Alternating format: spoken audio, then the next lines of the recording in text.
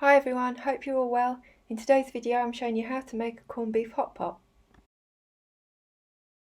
We're going to start by chopping one brown onion, and we're going to slice the onion as finely as possible, that way it'll cook much easier. I've peeled the potatoes. You'll need 2 large potatoes for this, and again slice these as finely as possible because we're cooking this dish from scratch, so you don't want everything to be too chunky, otherwise it'll take forever to cook. Now we're going to slice up 1 can of corned beef. I've put this in the fridge just to make it a bit easier to cut. Now that everything's sliced, I've made up some instant gravy, and I'm just going to pour some of this on the bottom of a casserole dish.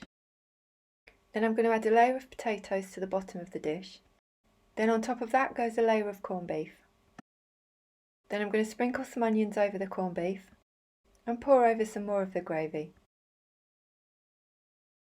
Then we're just going to repeat that process, continuing to layer up the potato, the corned beef and the onion. And it really is simple to prepare this, it doesn't take long at all.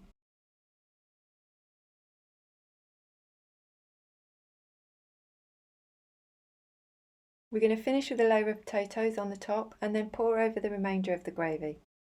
Then cover the dish with some aluminium foil, shiny side in. Then cook in a preheated oven on 180 degrees Celsius, gas mark 6, for around about an hour and a half. Remove the aluminium foil for about the last 10 minutes just to crisp up the potatoes.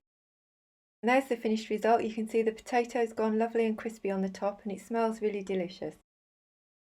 Thank you for watching. Don't forget to like and subscribe. I'll see you soon for more easy meals and recipes.